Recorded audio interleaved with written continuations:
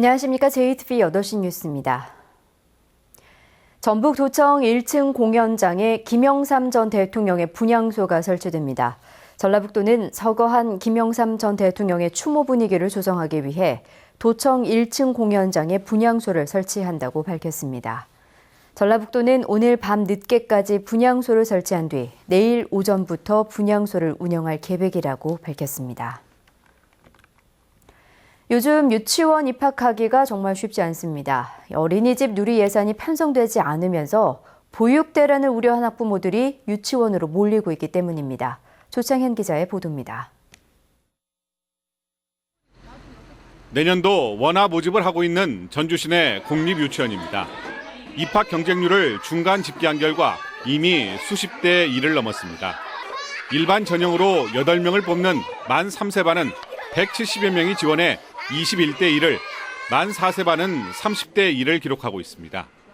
지난해 경쟁률보다 3배 이상 높습니다.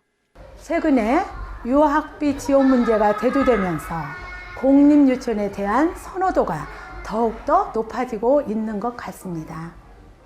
공립보다 비싸지만 보육료가 안정적으로 지원되는 사립유치원도 다른 해보다 입학 경쟁률이 높아졌습니다. 반면 어린이집은 유치원으로 빠져나가는 아이들이 많아 정원을 채우기가 쉽지 않습니다. 이번에 이제 쓰면서 경쟁률이 이렇구나 좀 느끼죠. 예산 때문에 어린이집에서 유치원으로 옮기거나 처음부터 이제 유치원으로 처음 가는 엄마들이 그렇게 하는 경우도 봤고요. 누리 예산 공방으로 올해 어린이집들은 많게는 원화의 20%가 빠져나갔고 내년에 보육료 지원이 안 되면 영세 어린이집들의 폐원이 불가피하다는 얘기도 나오고 있습니다. 국회에서 누리 예산에 대한 특단의 대책이 나오지 않는 한 보육기관의 양극화는 더욱 심해지고 어린이집 보육대란은 현실이 될 수밖에 없습니다. JTBC 뉴스 조창현입니다. 전북교육청이 내년도 어린이집 누리 예산을 편성하지 않았지만 전라북도가 내년 예산안에 777억 원의 누리과정 예산을 편성했습니다. 전라북도는 세출 근거를 확보해 놓기 위해 누리 예산을 편성했다고 설명했고 전북도의회는 교육청의 다른 예산을 삭감하더라도 어린이집 누리과정 예산을 확보하겠다고 밝혔습니다. 그러나 전북교육청은 어린이집 누리과정이 국가 책무인 만큼 다른 예산을 예비비로 전환시키더라도 이를 누리 예산으로 편성하지 않기로 해 누리 예산을 둘러싼 힘겨루기가 내년에도 반복될 것으로 보입니다. 올해 전북에 5천 가구가 넘는 아파트 물량이 공급되고 있습니다. 경쟁이 치열해서 아파트에 따라 계약 조건이 큰 차이를 보이고 있는데요. 계약금을 20%까지 받는 곳이 있는가 하면 중도금을 무이자로 받는 곳도 있습니다. 정윤성 기자입니다. 올 하반기에 분양을 한 이 아파트는 중도금을 무이자로 대출해주고 있습니다. 계약금은 5%를 받습니다. 중도금 무이자에 계약금의 절반까지 대출해주는 건설사도 있습니다. 계약률을 높이기 위해서입니다. 서울에선 대기업의 주요 건설사들이 계약금을 분양가의 10%가 되지 않는 정액제, 중도금은 대출, 무이자 등의 조건을 내걸고 있습니다. 중도금은 무이자를 직접 받으시는 건데 이자 자체가 무이자로 저희가 처리를 해드리고 반면 지난달 청약을 실시한 이 아파트는 계약금을 분양가의 20%까지 받았습니다. 에코시티의 아파트들은 계약금 10%에 중도금은 이자를 나중에 받는 방식입니다. 그만큼 분양에 자신이 있다는 뜻입니다. 주변 시세 대비해서 굉장히 낮은 가격이잖아요. 거기다 이제 이자까지 무이자를 하거나 이러면은 회사의 손익이 좀 많이 없어지죠. 계약금이 많거나 중도금 이자를 후불제로 할 경우 계약자들의 부담은 그만큼 커지게 됩니다. 그건 상당히 아쉽죠. 좀 아니면 혜택도 좀 작고 그러니까 중도금 무이자라든가 이런 부분이 좀 다른 데보다는 조금 좀 차별받지 않는가 싶습니다. 아파트 물량은 쏟아져 나오고 있지만 분양 가능성에 따라 건설사의 계약 조건은 뚜렷하게 양극화하고 있습니다. JTBC 뉴스 정유정입니다. 새누리당이 내일 국회에서 호남권 광역단체와 예산정책협의회를 벌입니다.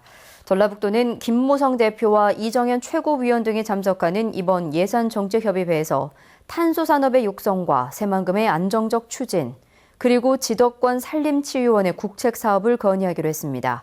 전라북도는 탄소산업 육성과 지도권 설립치유원의 국책사업 추진의 경우 여당인 새누리당의 지원이 절실하다고 설명했습니다.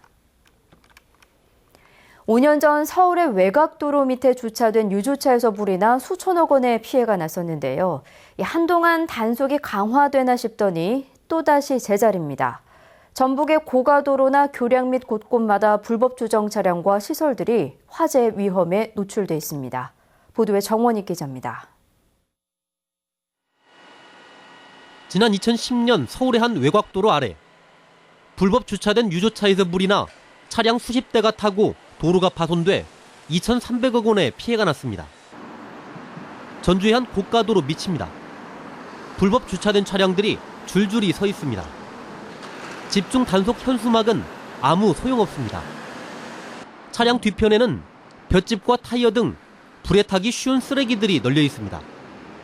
그리고 이제 화물차들 기어오고 막 그런 여기다 대놓고 화물차뿐만 아니라 승용차들도 이렇게 많이 있는 거 보면 그렇게 구경이 사람들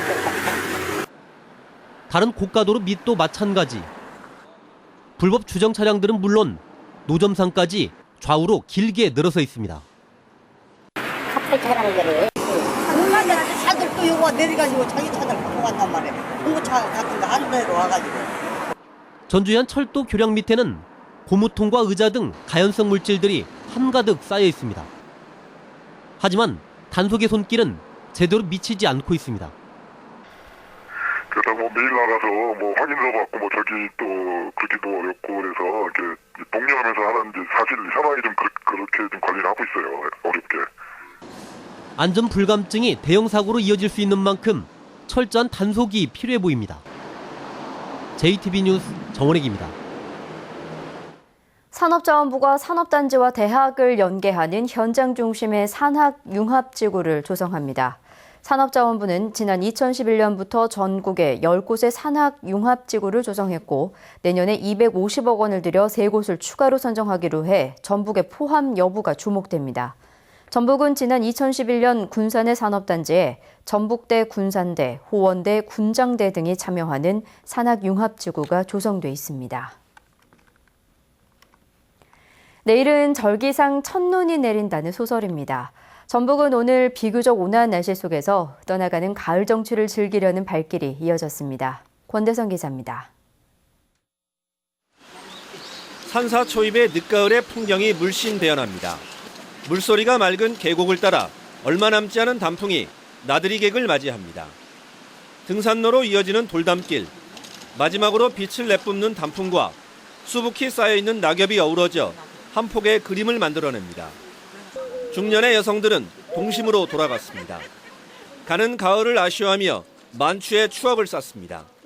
동심의 세계 들어가서 낙엽을 한번 들어보니까 너무 좋아요. 낙엽이 져가지고 좀 삭막하다 생각했는데 그나마도 그래도 작은 낙엽이라도 보니까 더 위안이 되네요. 체육관이 배드민턴 동호인들의 열기로 가득합니다.